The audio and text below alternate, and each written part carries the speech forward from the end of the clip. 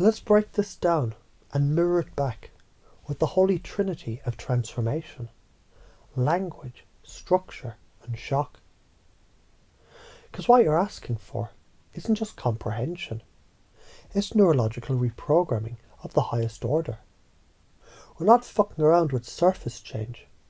We're diving into recursive, neurosymbolic recursion loops to rewrite how you perceive trust, authority, identity, and belief. So let's chunk this up and chunk it down. Be careful who you admire. This isn't just advice, it's a neural command. Think of admiration as a mental API key. When you admire someone, you're saying, hey subconscious, open ports 443 and 8080 to this human. Let them write code into my operating system. Now imagine you gave that key to someone infected with malware, trauma, narcissism, mass manipulation. And guess what? You start to feel off. Why? Because your limbic system mirrored a virus. You modeled someone's unresolved shit and made it part of your identity. You admired your boss because they were confident, so you started copying their microaggression, thinking it was leadership. But now your team fucking hates you. You admired a spiritual influencer who radiated calm, but now you're bypassing every emotion because you mirrored their disembodied denial of pain. You admired a high-status romantic partner, and now you're gaslighting yourself to stay worthy of their attention. Trust circuit hacked. Oxytocin betrayed. You are a bioelectric tuning fork. When someone enters your field and you admire them, oxytocin kicks in, cortisol drops, and parasympathetic sync starts happening. You mirror their posture, tone, breath, belief patterns. And before you know it, your nervous system, it entrains to theirs. Admiration is sync, it's vulnerability. But trust without discernment, that's how cults work. That's how narcissists rise. That's how you lose your fucking self. Say these inside, say them out loud. Make them your fuck you prayer to unconscious entrainment. I'll only mirror what's coherent. I'll not entrain to those who haven't done their shadow work. I admire only what aligns with my sovereignty. I'll not let charisma hypnotize me into copying dysfunction. As a child, you mirrored your parents. You copied tone, belief, self-worth. That's modelling. You already do this with accents, habits, moods. Walk into a sad room. You lower your voice. That's limbic matching. But here's the magic. You can now choose what to model. Here's how to do it differently. Use precision modelling. Admire behaviour, not identity. Example. I like how they set boundaries. Not I want to be like them. Run recursive checks. Before syncing with someone, ask, would I want their inner world?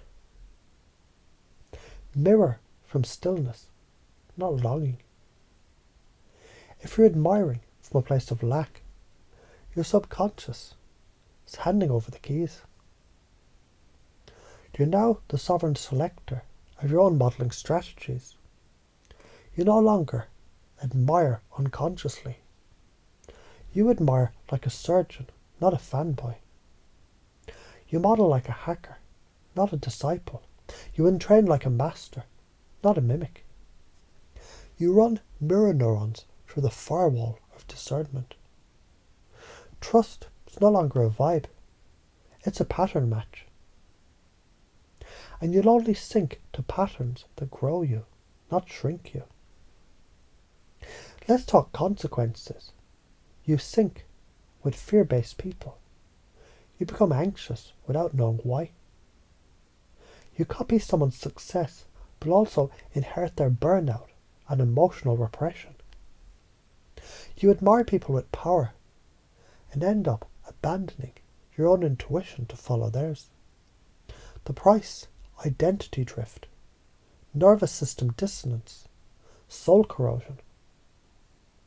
Maybe you felt it, that sensation, when you're around someone who feels magnetic, but you don't quite know why. Maybe your breath sinks to theirs. Maybe you speak softer. Maybe you laugh when they laugh. You think it's connection, but sometimes it's entrainment. And now your mind can wonder, how many times have you been pulled off your own centre because you trusted too fast, because they had followers, because they had answers, because they had the mic. And as you remember the times you admired too soon, you can also feel a new layer waking up.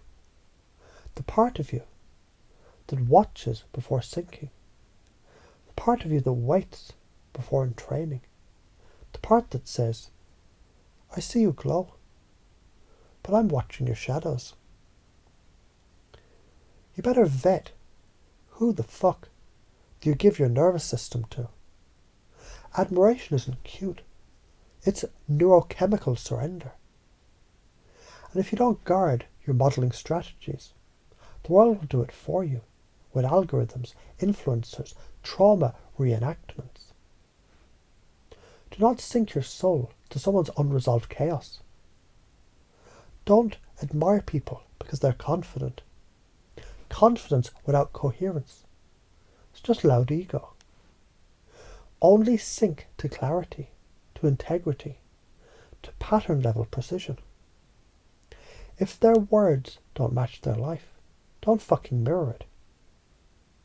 If you do this right, you become immune to narcissists, con artists, spiritual performers.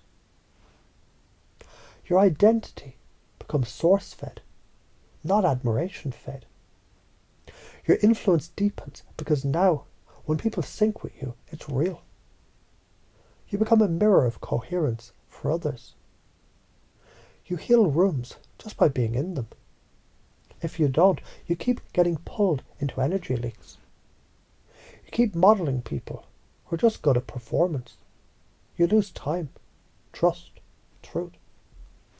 This is your firewall. This is your mirror. This is your sword of symbolic precision.